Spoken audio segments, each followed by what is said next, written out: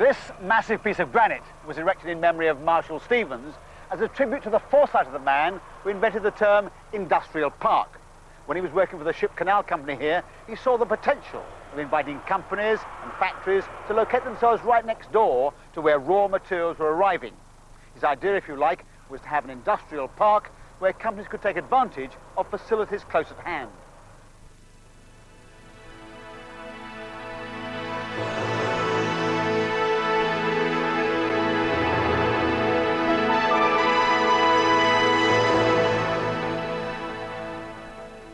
Trafford Park, one of the great names of modern industry, a renowned super site, a paradise of low railway rates and quick transport, a place where there are less than 8 furlongs to the mile, more than 24 hours to the day, an Americanized corner of old jog-trot England. And that's a description of Trafford Park, not from recent times, of course, but from a book printed 50 years ago. Times have changed, but if you look around you, you can see the clues to that busy and industrialized past. These railway buffers, the tracks along the quay here, the canal itself, bollards where large ships tied up, because Trafford Park was the world's first industrial estate. The key to Trafford Park's success was its geographical position, at the heart of industrial Britain, close to Manchester, and only 40 miles away from the coast at Liverpool. And it was this close proximity to the sea that made Trafford Park boom, because in the late 19th century, a group of local businessmen and the local city council decided that what Manchester needed to be was a seaport. So Manchester dug a canal, deep enough and wide enough to take even the biggest ships. So Trafford Park now had direct links with Europe, America, Australia, and the Far East. Ships brought in timber from Canada, cotton from Egypt and the Carolinas, motor spirit for the growing car industry, and they took out the finished goods from the workshop of the world. Companies came to Trafford Park from all over the world to manufacture and distribute their goods. Ciba-Geigy, the international industrial chemicals company, has been here for nearly 50 years. Their communications officer is Dick Bradley. The big advantage for us to be in Trafford Park is the communications network. We export 70% of what we produce here, and the fact that we are close to the national motorway network and have a good access to all the ports, we're close to the intercity rail network, and right on our doorstep there's a major international airport. One of the oldest companies in Trafford Park is Carborundum, who originally moved to the park to service the Ford Motor Company. Ford are no longer here, and Carborundum expanded onto the old Ford site. For Des Towers, the marketing manager, it's the services surrounding the park that are most useful.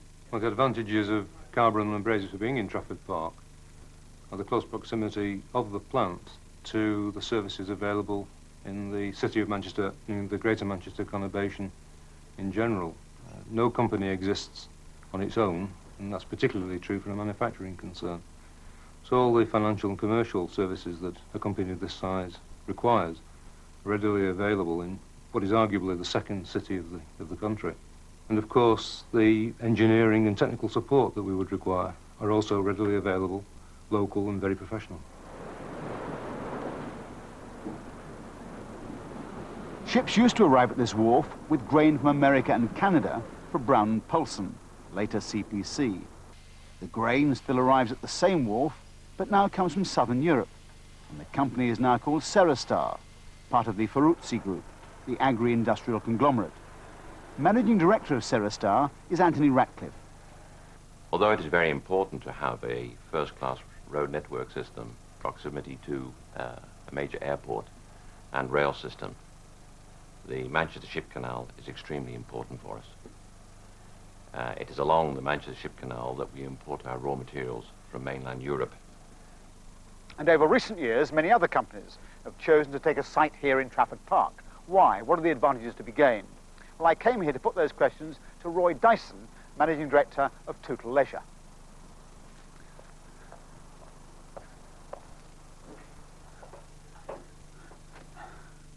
I asked him why Trafford Park.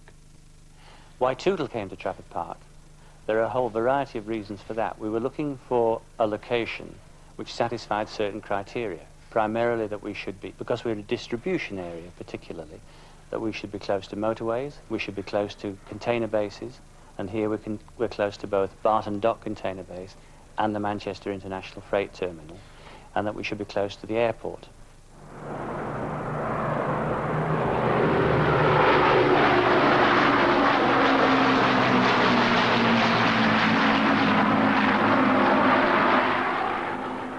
On the 25th of June 1938, Manchester was once again laying the foundation for another success story, the official opening of Manchester Airport. It was to have as significant an effect on the area as the opening of the ship canal in the 1890s. In the 1980s, needs have changed, but the response has been as vigorous as ever. When this city needed a canal, they built one. Times changed. When they needed an airport, they built one of those too. This is one of Europe's fastest growing airports. More than 50 airlines fly to over 135 different destinations around the world. And because Manchester is not prone to fog, it often acts as a relief airport for London's Heathrow and Gatwick. And even more passenger terminals are planned for the 1990s. In addition to those excellent passenger facilities, Manchester Airport boasts a £10 million cargo centre with sophisticated freight handling equipment that makes it one of the most modern and efficient in Europe. The freight terminal is now handling over 70,000 tonnes a year, and over 10 million people a year now pass through the passenger terminals. Whether you have freight to send or meetings to attend, then most European cities are only a short flight away. There's a regular shuttle to London that takes 35 minutes flying time. You can get to Amsterdam, Brussels and Paris in just over an hour, Dusseldorf and Frankfurt in an hour and a half, Milan and Munich in 2 hours, and direct flights leave daily to New York and Chicago that take under 8 hours. So goods manufactured here can readily reach their markets wherever they are. And one company has invested over £100 million expanding and modernising in Trafford Park. Like the airport, Kellogg's have just celebrated their 50th anniversary.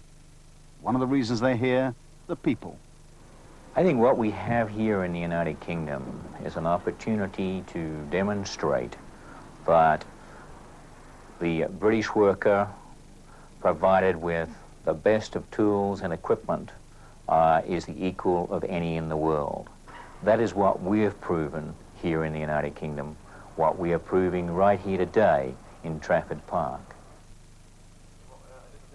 Sarah Starr, another major employer in Trafford Park, has had a similar experience. The local labour is excellent. We have a stable workforce. In fact, I'd like to say that we have a harmonious labour relations here within the factory and have had for many years. Siba Geigy too has long-serving staff and few problems in attracting the right people. With regard to attracting staff to this site from outside, we believe that here there are all the advantages and all the amenities that you would expect to find for both urban and rural living. The city of Manchester, there's plenty of cultural activity, plenty of theatre, plenty of art, cinema, plenty of sporting activity, a major football club just down the road, Manchester United, the cricket ground, a lot of sporting activity. Around Manchester, down into Cheshire, lots of countryside, there's a great variety of housing of all types and prices available. So we find we have little difficulty in attracting people from outside the region to come here and join us in Trafford Park. Industry has always had strong links with educational institutions, and just about 10 minutes drive from here at Trafford Park is the largest campus in Europe, with colleges, technical colleges, polytechnics and universities that provide a research backup that's drawn many companies, major companies, for example, from the States, from Europe and the Far East. It was here, for example, at Victoria University, that Ernest Rutherford became the first scientist in the world to split the atom. It was here that Freddie Williams and Tom Kilburn designed the first computer with built-in storage memory. In fact, it was marketed by Ferranti. The National Computing Centre is now in Manchester. The National Robotics Centre, formerly the Mechanics Institute, is at Salford University, which has always had very strong links with a wide range of industries. And in addition to the formal education available, tailor-made training packages can be put together to meet the needs of incoming companies. Now, right next door to Trafford Park, there's an area known as Salford Quays, one of the basins on the old canal. Now, people like living and working near water, as we've seen from what's happened in London's Docklands. And Salford Quays is really very similar, because now there's modern, high-tech factories, there's superb housing, a hotel and restaurant complex, even a growing marina.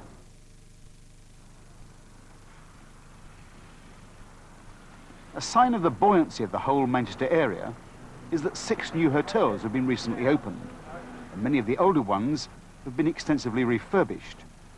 One of these is the Midland Hotel, near to Manchester Central Station. It's now got a rather grander, more exotic name.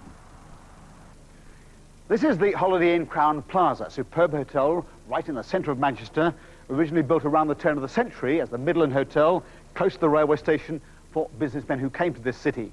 Now, the recent £16 million refurbishment of this hotel, together with redevelopments of hotels like the Hilton and the Copthorne, the Ramada and the Portland, all indicate the tremendous confidence investors have in this area as a whole. What of Central Station itself? Well, it's still there, just behind the hotel, in fact.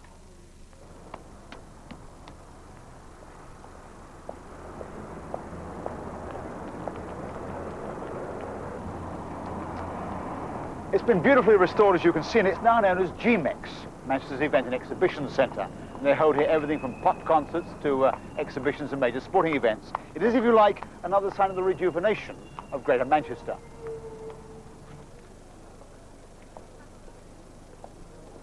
But as well as being a first-class exhibition centre, you'll find everything from the Halley Orchestra to the Harlem Globetrotters. And not far away, this, the New York skyline. In fact, just a few hundred yards away from GMEX is the country's newest tourist attraction, Granada Studio Tours.